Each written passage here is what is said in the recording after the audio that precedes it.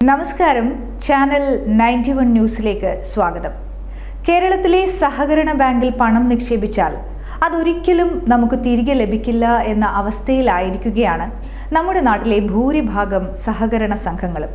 നെയ്യാറ്റിൻകരയിൽ 52 വയസ്സ് പ്രായമുള്ള സോമസാഗരം എന്ന കർഷകനാണ് തന്റെ പണം നഷ്ടമായതിനുള്ള വേദനയിൽ ജീവൻ ഒടുക്കേണ്ടി വന്നത്. ഇടതു പാർട്ടികൾ ഭരിക്കുന്ന ബാങ്കുകളിലാണ് കോടികളുടെ സാമ്പത്തിക ക്രമക്കേടുകൾ നമ്മുടെ കേരളത്തിൽ കണ്ടെത്തിയത്. എന്നാൽ സോമസാഗരത്തിന് പണം തിരികെ നൽകാത്ത ബാങ്ക് ഭരിക്കുന്നത് കോൺഗ്രസ് ആണ്. അപ്പോൾ ബാങ്കുകൾ ഭരിക്കുന്നത് ഇടതായാലും വലതായാലും വിശ്വാസപൂർവ്വം നമ്മൾ നിക്ഷേപിക്കുന്ന തുക തിരികെ ലഭിക്കും എന്ന് യാതൊരു ഉറപ്പുമില്ല. ഭൂമി ഇല്ലാത്തതിനാൽ മറ്റു പലരിൽ നിന്നും നിലം പാട്ടത്തിനെടുത്ത് വാഴകൃഷി നടത്തിയിരുന്ന ഒരു പാവം കർഷകൻ ശരീരം ഉരുകി ഒലിക്കുന്ന കൊടും ചൂടിൽ അധ്വാനം ചെയ്ത് കൃഷിയിൽ നിന്ന് ലഭിക്കുന്ന ചെറിയ ലാഭം കുറേശ്ശെയായി വിശ്വാസപൂർവ്വം പെരുമ്പഴത്തൂർ സർവീസ് സഹകരണ ബാങ്കിൽ നിക്ഷേപിക്കുന്നു.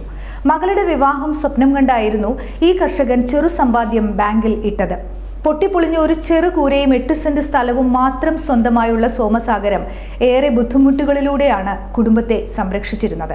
കൃഷിയിൽ നിന്നും കിട്ടുന്ന വരുമാനം മറ്റൊന്നിനും വകമാറ്റി ചിലവഴിക്കാതെ മകളുടെ വിവാഹം എന്ന ഒറ്റ ലക്ഷ്യത്തിലാണ് ബാങ്കിൽ നിക്ഷേപിച്ചത്. തന്റെ നിക്ഷേപം പിൻവലിക്കാൻ ബാങ്കിലെത്തിയപ്പോഴാണ് കാര്യങ്ങൾ ആകെ തകിടം മറിയുന്നത്. 5 ലക്ഷം രൂപയാണ് ഈ കർഷകന് സഹകരണ ബാങ്കിൽ നിക്ഷേപമായി ഉണ്ടായിരുന്നത്. ഈ നിക്ഷേപ തുകകളുടെ പലിശ ഉൾപ്പെടെ തിരികെ കിട്ടിയാൽ തന്റെ ബുദ്ധിമുട്ടുകൾ മാറും എന്ന പ്രതീക്ഷയ്ക്ക് ബാങ്കിലെത്തിയപ്പോൾ തന്നെ മങ്ങലേറ്റു. തന്റെ അധ്വാന ഫലം ബാങ്കിൽ നിന്നും തിരികെ ലഭിക്കുന്നതിന് വേണ്ടി കഴിഞ്ഞ 1 വർഷമായി ഇദ്ദേഹം ബാങ്കിൽ കയറിയിറങ്ങി നടന്നു. 1 വർഷക്കാലത്തിനിടയിൽ 4 തവണയായി ബാങ്കിൽ നിന്നും അദ്ദേഹത്തിന് ലഭിച്ചത് 1 ലക്ഷം രൂപ മാത്രം.